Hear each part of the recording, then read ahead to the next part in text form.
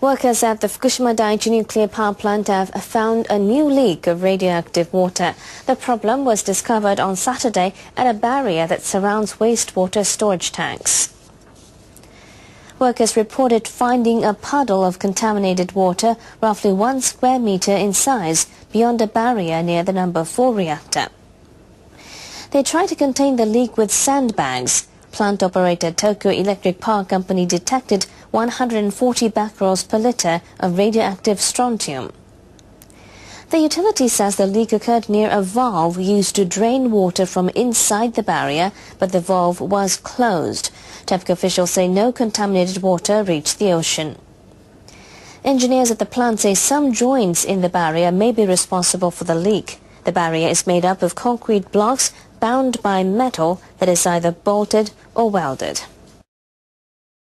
Officials from the Japanese government and Tokyo Electric Power Company have been discussing ways to weatherproof the damaged Fukushima Daiichi nuclear power plant.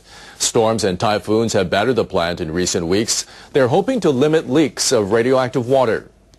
Senior Vice Industry Minister Kazuyoshi Akaba said the extreme weather caused rainwater to leak from the plant. Akaba and other officials discussed the problem with TEPCO executives in Fukushima. They decided to attach drain pipes to the tops of tanks that store contaminated water by the end of March 2014. They estimate this would divert about 60% of rainwater. They agreed to double the height of all the barriers around the tanks to 60 centimeters by the end of this year and raise some parts to 1.3 meters by the end of March 2014 if necessary. And they'll repaint barriers that have been contaminated with radiation.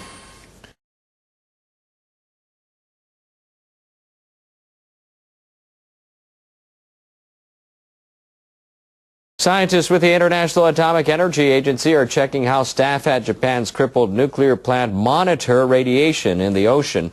They watched workers take water samples off the Fukushima Daiichi site and say the method meets global standards. 2 IAEA scientists watch workers collect seawater samples within 20 kilometers of the plant. People around the world are concerned the site may be contaminating the ocean because of repeated leaks of radioactive water. The IAEA is working with Japan's Nuclear Regulation Authority to boost international trust in the sampling and analysis. In ensuring that the sea area monitoring plan reflects good practice by the best international standards, and that means being comprehensive, credible and transparent. The scientists next plan to watch how workers analyze the samples. An expert panel is urging Japan's government to change how it measures radiation exposure of evacuees from near the troubled Fukushima Daiichi plant. The group of the Nuclear Regulation Authority on Monday endorsed draft proposals covering state support for people who want to return to their homes near the facility. The experts called on authorities to allow evacuees to return only after yearly radiation levels in their communities have fallen below 20 millisieverts. They also suggested a long-term goal of bringing annual exposure levels to 1 millisievert or less. Officials have so far based exposure estimates on radiation levels in the environment, but the panel says they should instead equip people with dosimeters. Readings on such devices tend to be 1/3 to 1/7 lower than estimates based on environmental monitoring. Fukushima evacuees had mixed reactions to the idea. I think it would be good to monitor radiation levels ourselves. Individual monitor readings don't necessarily reflect different radiation levels in a household. Leaving evaluation to the people is a neglect of responsibility by the government. The Nuclear Regulation Authority plans to compile the proposals and submit them to the government. Japanese delegates are trying to convince their South Korean counterparts to drop a strict trade embargo. They want them to lift a ban on imports of Japanese seafood, introduced after reports about leaks from the Fukushima nuclear plant. But their requests are failing to have an impact. Japan's Deputy Foreign Minister Yasumasa Nagamine discussed the embargo with his counterpart An Chong-gi in Tokyo. It applies to seafood from Fukushima and 7 other Japanese prefectures. Nagamine said the ban is not supported by scientific evidence. Chong-gi reportedly told Nagamine South Korea is satisfied with its handling of the matter. Officials in Seoul issued the embargo in September. They were responding to reports that contaminated water leaked from the Fukushima Daiichi nuclear plant into the ocean. Some of Japan's leading beverage makers are showing their support for farmers in Fukushima. They're selling drinks made from produce from the prefecture. Farmers have suffered since the nuclear accident 2 years ago over concerns about food safety. The people at Kagome stopped using tomatoes from Fukushima soon after the accident. But now they'll sell juice made exclusively from tomatoes harvested there. They installed equipment to monitor radioactivity levels in food. They say they're reintroducing the produce after 2 years of checks confirmed that it's safe. Marketers with Kirin Brewery are promoting an alcoholic drink containing juice from pears harvested in Fukushima. We want to help enhance the brand image of produce from Fukushima by using local pears. The drink will be a limited edition on sale only until the end of the year, but managers say that could change if the beverage proves popular.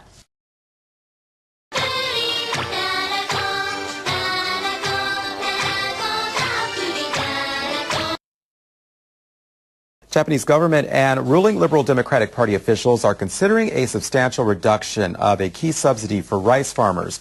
The officials are hammering out the details of a 5-year plan to abolish the so-called Rice Production Adjustment System. Rice farmers currently receive a subsidy for capping production. Each participating farmer receives about $150 per 1,000 square meters of rice-producing land. But leaders are planning to cut that to about $50 starting fiscal 2014. The subsidy program will be abolished at the end of fiscal 2018. Officials are hoping to make the agricultural sector more competitive. They are to make a final decision on this month. I kept a watchful eye on impossibly feathered birds. My nostrils flared, inhaling the exotic perfume of pomegranates and lilies. What world is this? The realm of poetry's fine mist, the entrance to the garden of the heart, which is open to those who have first endured the whims and taunts of the moon, and then been rewarded by her sympathies. How did I arrive within the walls of this labyrinth of roses? When long I believed that I was the courtier with keys, who, approaching the girdle of time, found the keys did not fit. Is it grace who spilled a drop of precious wine upon my brow and caused my eyes to open wide to love's glory?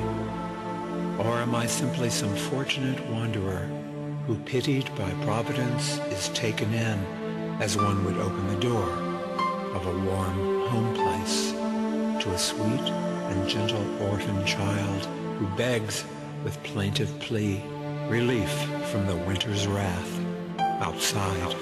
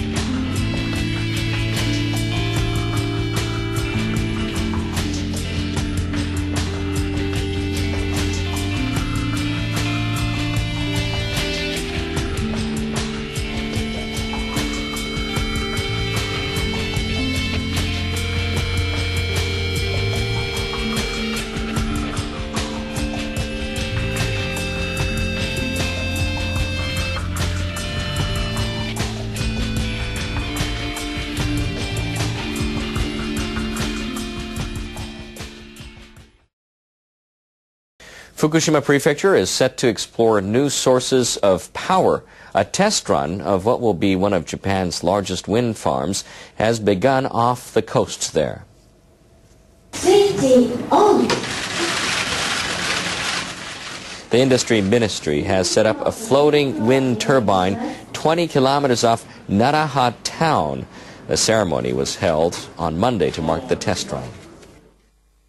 The Japanese government wishes to make Fukushima a pioneer in renewable energy.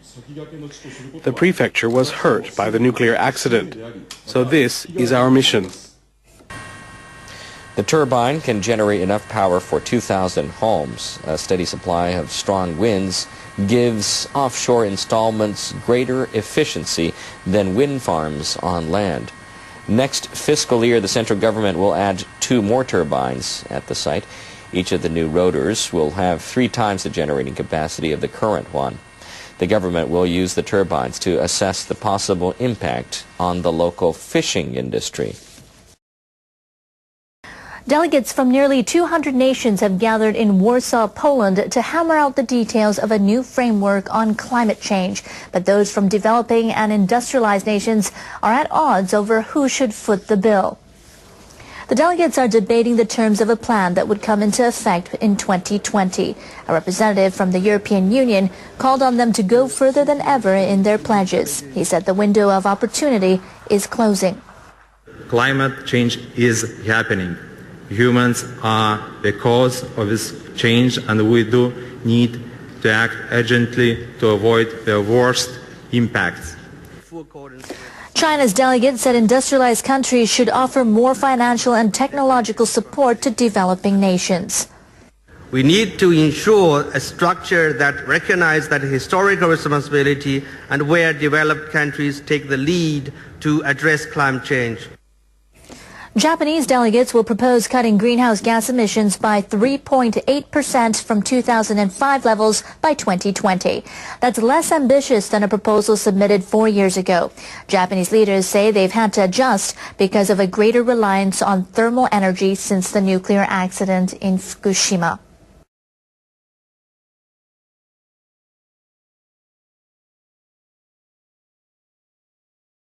Yukari Takamura, an expert on environmental policy, says Japan should aim for a higher greenhouse gas reduction target. Japan's new reduced target is below that of other advanced nations that are trying harder and is likely to come under international criticism.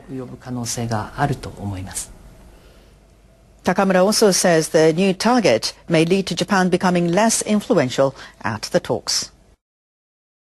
People in Japan appear to be growing more concerned about their financial well-being after retirement.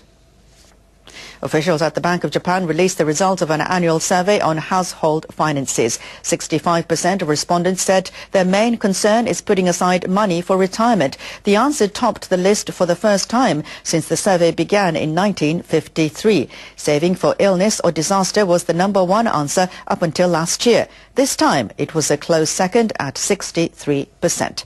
And the third most common concern was saving for children's education at 30%. People may be worried about their pensions and other post-retirement income due to Japan's low birth rate and the aging population.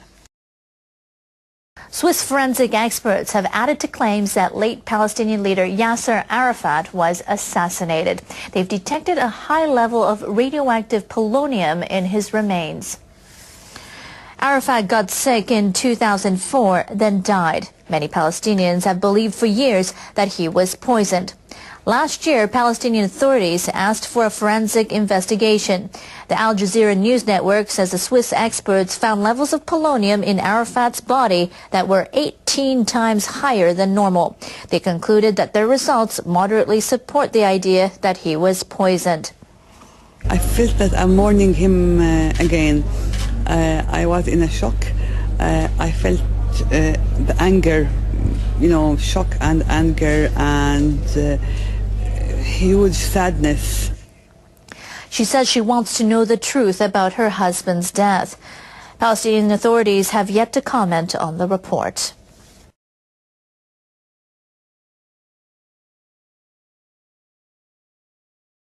Diplomats from Iran and 6 world powers have ended 3 days of talks in Geneva on Tehran's nuclear program. They've decided to meet again later this month to narrow their differences. EU Foreign Policy Chief Catherine Ashton and Iran's Foreign Minister Mohammad Javad Zarif have opened a news conference after the talks. A lot of concrete progress has been achieved, but some differences remain. What I was looking for was the political will and determination and readiness and good faith.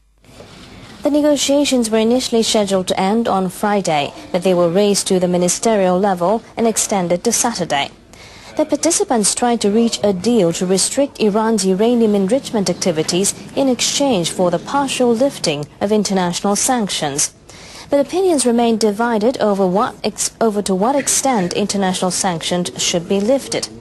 Officials from Iran and the 6 world powers have agreed to meet again in Geneva on November 20th to try to reach an agreement. Japan's foreign minister is trying to encourage Iran's leaders to reach an agreement on the country's nuclear program. Negotiators from Iran and 6 world powers are trying to strike a deal to restrict its nuclear enrichment activities. Foreign Minister Fumio Kishida wants to take advantage of Japan's ties with Iran to try to move the process forward. NHK World's Chiaki Ishikawa has more. Fumio Kishida met Foreign Minister Mohammad Javad Zarif, who just returned from Geneva. The next round of talks on the Iranian nuclear issue is scheduled to start on November 20th. The ministers issued a statement agreeing to cooperate on resolving Iran's nuclear development issue. I sincerely hope Iran will be flexible in the negotiations. If Japan can help reach an agreement in any way, then we would like to do so. Kishida also met President Hassan Rouhani on Saturday. The foreign minister pushed for a peaceful resolution through good relations with Iran.